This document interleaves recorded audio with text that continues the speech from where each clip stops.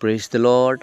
Ahan bamagtada nungsijaraba yengbiriba amasung tabiriba ichilinaw ichechel ima pabungsing marupsing wajasing mayam pumnamakpu thamoidagi nungsiba amasung kai khumnabo chari matam chupada kanbiu mapu Jesu Kristana phattawa hairibadagi mishi minadagi manung matam chadana shibadagi adumbu kanbibo isanu punsinung sangna thambibo isanu aina ngangjariba thawaya semba Holy Spirit na phongdok hanbiriba wahi tabiriba adom yengbiriba adom Thagachari mayam akhoi khunda Banglatila hariba mafamduda kanasu lejudraba yum maduda mateng pangjabagi humni suba numitni akhoi kari mateng pangjaki haibado mayam da yenghanjarake ahanbada Holy Bible dagi shori wahay ama khatang pathoksarake Matthew chapter 6 verse 33 amasung 34 adubu nekhoina ahanbada ishorgi ningthau leibak amasung mahakki dharma chenba thiu aduga pot pomnamak ase nekhoida hapchin bigani Maramaduna hayenggi damak langtak naganu maramdi hayenggi masana adum langtak najagani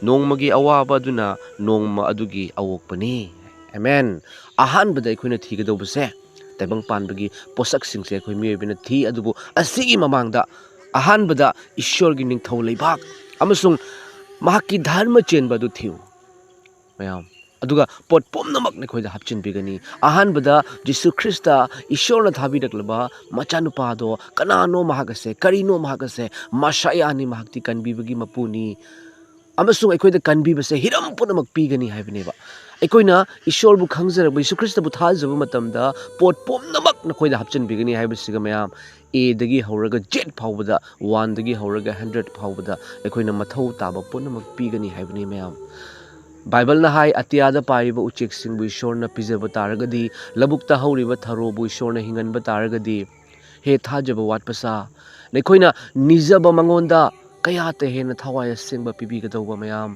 thawaya singba pibigadauba harauna leiba aduga amatta wataba punsida ishorna pibige haiduna haibani ahanbada ekhoina mapu haurakpham adu hana thiu haibani mayam aduga hayenggi damak langtak naganu mayam ekhoina hayeng kaidawni hayenggi damak aina tunggi damak tani future gi damak tani haiduna langtak nari hayeng kari oigani haiduna kiri hayeng kari chagani haiduna kiri hayeng kadaida leigani haiduna kiri adubu ishorgi wahain haibi base hayenggi damak langtak naganu maramdi hayengdi masana adum langtak najagani hayenggi damak tadi adum thoklaragani adum oiragani oigidawbado adubu hayenggi khallaga langtak naganu maramdi nongmagi awaba duna nongma adugi awokpani Praise the Lord nongmagi awaba duna nongma adugi awokpani henjenna waganu mayam langtak naganu maramdi ahanbada ishor thiu langtak naba awaba punamak longthokani haibasini ishorna phongdokpiribase thagachari ekhoina mateng pangjaba haiba yum aduda adu yengbiu mayam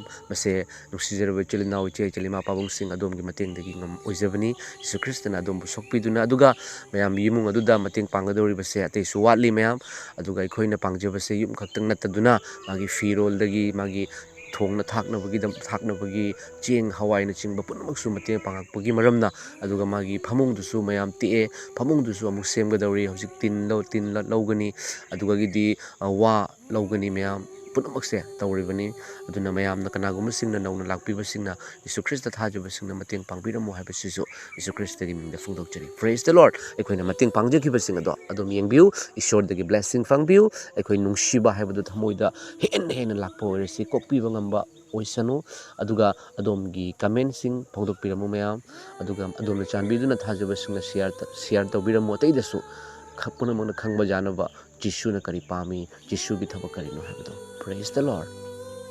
Ite magi angang singi firon katang yang bigi. Ite malau. Bem khalu kram ba nangi khanin khalo. Ite maslaw. Ite firon. Mayam ite maga angang singi firon je khar lobire. Ani haiba natro ite mana. Bem se thang purito. Ite ma thamo siga. Dang jeng ge mayam. I actually see the one play palm higher than I come then, but it's a good idea. They go on a channel to have done again. Ite mai kya ho ram ta jeng du.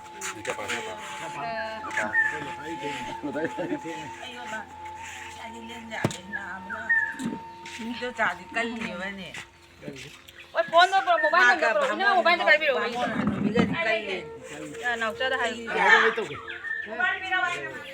Ite magi mayam ꯐꯤꯔꯣꯟꯁꯦ ꯂꯧꯕꯤꯔꯦ ꯃꯥꯒꯤ ꯑꯉꯧꯕꯒꯤ ꯀꯩꯅꯣ ꯇꯧꯕꯁꯦ T shirt T-shirt ꯑꯅꯤ ꯀꯣ ꯏꯇꯩꯃꯒꯤ T shirt ꯑꯅꯤ ꯀꯩꯅꯣ ꯏꯇꯩꯃꯒꯤ ꯀꯣ ꯏꯇꯩꯃꯒꯤ T shirt ꯑꯅꯤ T-shirt ꯑꯅꯤ ꯇꯤ-ꯁꯥꯔꯠ ꯑꯅꯤꯁꯤꯒꯅꯦ ꯀꯩꯅꯣ ꯇꯧꯔꯣ ꯆꯥꯝ ꯄꯥꯕꯤꯔꯣ ꯍꯣꯏ ꯍꯣꯏ ꯆꯅꯤ ꯑꯗꯨꯅ ꯊꯦꯒꯤꯗ ꯍꯟꯗꯛ ꯐꯅꯦꯛ ꯀꯌꯥꯝ ꯄꯥꯏꯔ ꯃꯥ ꯌꯥꯝꯅ ꯑꯁꯤ ꯁꯨꯃꯥꯏꯅ ꯏꯆꯦꯒꯤ ꯑꯗꯩ ꯑꯁꯤꯃꯅꯅꯦ 150 150 ꯂꯩꯔꯕ ꯑꯗꯒꯤ 150 ꯑꯅꯤ 300 ꯑꯗꯩꯗꯤ ꯑꯁꯤꯒꯗꯨꯒꯤ ꯔꯦꯠꯇꯤ ꯐꯅꯦꯛꯀꯤ ꯐꯅꯦꯛ ꯑꯅꯤ ꯐꯅꯦꯛꯁꯦ ꯍꯧꯖꯤꯛ 1 ꯄ꯭ꯂꯦꯠ ꯀꯌꯥ ꯆꯠꯂꯤꯁꯦ ꯇꯣ 440 ꯑꯅꯤ ꯐꯔꯦ ꯂꯣꯏꯔꯦ ꯏꯇꯩꯃꯒꯤ ꯂꯣꯏꯔꯦ ꯀꯣ ꯆꯥꯇ꯭ꯔꯦꯠ ꯀꯣ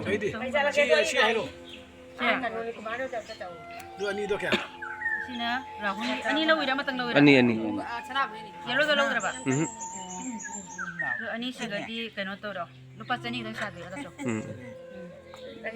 ꯑꯗꯩꯗꯤ ꯕꯦꯝꯒꯤꯁꯦ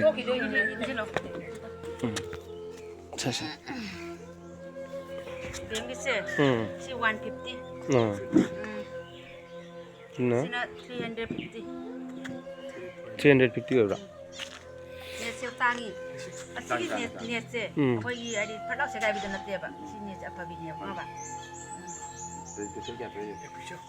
ꯀꯨꯏꯁꯣ ꯌꯦꯀꯨꯁꯦꯗꯤ ꯀꯌꯥꯅꯣ 2,200 ꯆꯥꯝꯃ ꯑꯣꯏꯔꯕ ꯑꯩ ꯀꯩꯅꯣꯗ ꯄꯨꯟꯅ ꯂꯤꯁꯤꯡ ꯀꯌꯥ 2ꯒ ꯆꯥꯝꯃ ꯏꯇꯩꯃꯒꯤ ꯑꯣꯟꯂꯥꯏꯟ ꯀꯥꯞꯄ ꯌꯥꯏꯀꯣ ꯃꯌꯥꯝ ꯂꯧꯕꯤꯔꯦ ꯏꯇꯩꯃꯒ ꯕꯦꯝꯒ ꯃꯆꯥꯅꯨꯄꯥ ꯑꯇꯣꯝꯕ ꯅꯥꯎꯁꯤꯒ ꯄꯨꯟꯅ ꯂꯨꯄꯥ 2,200 ꯆꯥꯝꯃ ꯍꯥꯏꯌꯦ ꯃꯌꯥꯝ ꯑꯩꯈꯣꯏꯒꯤ ꯐꯤꯔꯣꯟ ꯌꯥꯝ ꯋꯥꯠꯂꯝꯃꯤ ꯂꯧꯕꯤꯔꯦ ꯄ꯭ꯔꯦꯁ ꯗ ꯂꯣꯔꯗ ꯉꯔꯥꯡ ꯂꯧꯒꯦꯅ ꯈꯟꯖꯕꯅꯤ ꯑꯗꯣ ꯉꯔꯥꯡꯁꯦ ꯐꯤ ꯌꯣꯟꯕ ꯑꯩꯈꯣꯏꯒꯤ ꯏꯇꯩꯃꯁꯦ ꯊꯕꯛ ꯑꯃ ꯇꯧꯕꯒꯤ ꯆꯤꯟꯕꯅꯤ ꯑꯗꯨꯅ ꯉꯔꯥꯡ ꯂꯧꯕ ꯉꯝꯍꯧꯗ꯭रे ꯁꯤ ꯂꯧꯔꯦ ꯃꯌꯥꯝ ꯊꯨꯒꯥꯏꯕ ꯍꯧꯔꯦ ꯅꯪ ꯀꯥꯞꯄꯗ ꯅꯪ ꯀꯥꯞꯄꯣ ꯄꯣꯠ ꯆꯩꯁꯤꯡ ꯃꯁꯥꯗ ꯕ꯭ꯂꯥꯁ ꯇꯧꯔꯣꯀꯣ ꯁꯤꯗꯣꯒ ꯄ꯭ꯂꯦꯟ ꯑꯣꯏꯗꯅ ꯊꯕꯛꯁꯨ ꯀꯌꯥ ꯅꯨꯡꯉꯥꯏꯒꯦ ꯅꯣꯏꯗ ꯊꯕꯛ ꯄꯥꯡꯉꯔꯣꯏ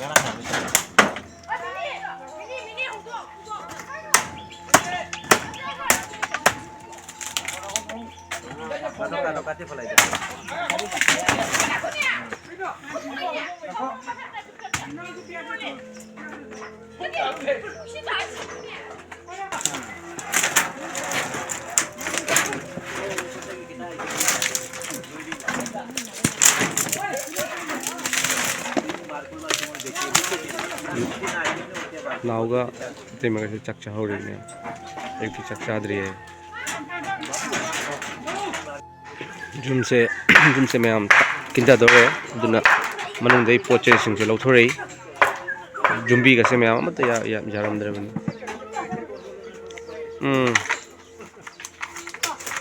ꯍꯨꯟꯗꯣꯛꯑꯒ ꯃꯌꯥꯝ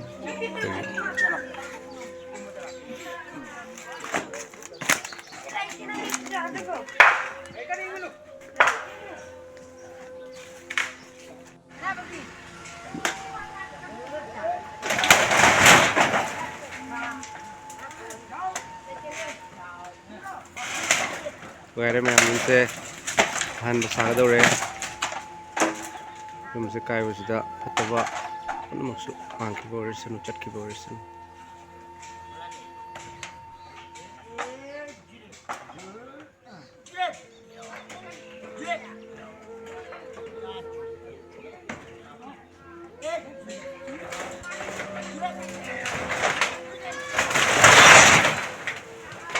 ꯃꯌꯥꯝ ꯏꯆꯟꯗꯨꯒꯤ ꯃꯣꯕꯥꯏꯜꯗꯨ ꯂꯧꯔꯦ ꯁꯤꯗꯒꯤ ꯀꯥꯕꯨꯡꯒꯟꯁꯇꯒꯤꯅꯤ ꯃꯌꯥꯝ ꯁꯦ ꯑꯦꯟꯗ꯭ꯔꯣꯏꯗ ꯐꯣꯟꯅꯤ 5Gꯒꯤ ꯄꯣꯀꯣꯒꯤꯅꯤ ꯃꯌꯥꯝꯁꯦ ꯂꯧꯕꯤꯔꯦ ꯁꯤꯒꯒꯤ ꯃꯌꯥꯝ ꯃꯥꯒꯤ ꯁ꯭ꯀꯨꯜꯗꯒꯤ ꯄꯤꯊꯔꯛꯄ ꯋꯥꯠꯁꯑꯞꯇ ꯄꯤꯔꯛꯄ ꯑꯩꯈꯣꯏꯒꯤ ꯁ꯭ꯀꯨꯜꯒꯤ ꯄꯔꯥꯁꯤꯡꯗꯣ ꯐꯖꯅ ꯌꯦꯡꯖꯕ ꯉꯝꯃꯅꯤ ꯑꯗꯨꯒ ꯂꯥꯏꯔꯤꯛ ꯂꯥꯏꯁꯨꯗ ꯃꯌꯥꯝꯁꯦ ꯄꯤꯖꯕꯒꯤ ꯃꯔꯨꯑꯣꯏꯕ ꯄꯔꯄꯁꯁꯦ ꯃꯥꯒꯤ ꯂꯥꯏꯔꯤꯛ ꯂꯥꯏꯁꯨ ꯍꯦꯟꯅ ꯐꯅꯕꯒꯤꯅꯤ ꯅꯨꯄꯤ ꯃꯆꯥꯗꯣ ꯂꯥꯏꯔꯤꯛ ꯂꯥꯏꯁꯨ ꯐꯩ ꯍꯥꯏꯅ ꯑꯩꯅ ꯇꯥꯖꯕꯗ ꯌꯥꯝ ꯍꯔꯥꯎꯖꯩ ꯃꯉꯣꯟꯗ ꯏꯁꯣꯔꯒꯤ ꯕ꯭ꯂꯦꯁꯤꯡꯒ ꯂꯣꯏꯅꯅ ꯍꯌꯦꯡ ꯆꯥꯎꯔꯒ ꯑꯆꯧꯕ ꯊꯕꯛ ꯇꯧꯕ ꯑꯣꯏꯁꯅꯨ ꯍꯥꯏꯅ ꯃꯥꯒꯤ ꯕ꯭ꯂꯦꯁꯤꯡꯒ ꯂꯣꯏꯅꯅꯀꯣ ꯃꯌꯥꯝ ꯃꯥꯒꯤ ꯐ꯭ꯌꯨꯆꯔꯒꯤꯗꯃꯛꯇ ꯃꯥ ꯑꯃꯁꯨꯡ ꯃꯥꯒꯤ ꯃꯄꯥ ꯅꯤꯄꯥꯒꯤꯗꯃꯛꯇꯅꯤ ꯃꯌꯥꯝ ꯑꯩꯅ ꯄꯤꯖꯔꯤꯕꯁꯤ ꯌꯤꯁꯨ ꯈ꯭ꯔꯤꯁꯇ ꯄꯥꯟ ꯄꯤꯍꯟꯕꯤꯕꯅꯤ ꯃꯌꯥꯝꯒꯤ ꯃꯇꯦꯡꯗꯒꯤ ꯃꯌꯥꯝ ꯌꯥꯝ ꯐꯖꯅ ꯁꯥꯔꯝꯃꯦ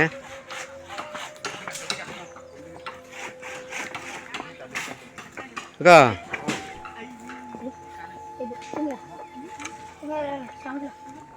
ꯊꯕꯛꯁꯦ ꯌꯥꯝꯅ ꯊꯕꯛꯁꯦ ꯍꯥꯏꯐꯦꯠ ꯌꯥꯝ ꯁꯨꯖꯜꯂꯝꯃꯦ ꯀꯀꯥ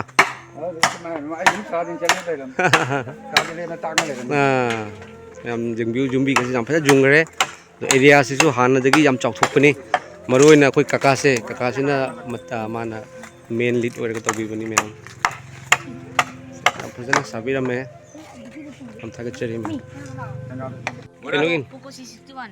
ꯄꯣꯀꯣꯒꯤꯅꯤ Poco. Pocon. ꯃꯥꯒꯤ ꯁ꯭ꯀꯨꯜꯒꯤꯗꯅꯤ ꯁ꯭ꯀꯨꯜꯒꯤꯅꯦ ꯁ꯭ꯀꯨꯜꯗꯒꯤ ꯋꯥꯠꯁꯑꯞꯇꯒꯤ ꯊꯥꯔꯛꯄꯗꯣ Chiếc phi chấp nhận. 9,000 ꯍꯥꯏꯕꯅꯤ ꯑꯗꯣ 9 ꯀꯩꯅꯣꯗ ꯑꯝꯇ ꯀꯧꯔꯣ ꯕꯦꯝꯗ ꯑꯝꯇ ꯀꯧꯔꯣ Em, lao lên mobile của em. Lao.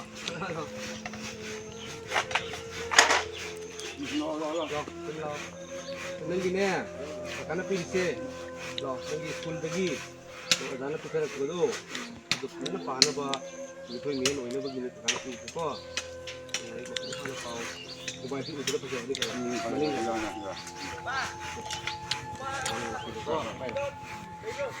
Cobarlo todo. 그래도 고발도 들어. 그냥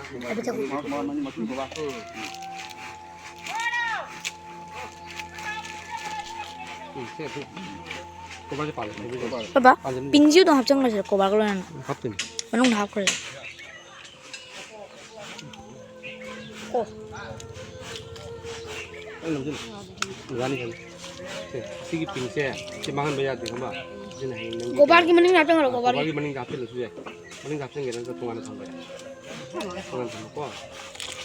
시기 sini mobile lagi kalau charger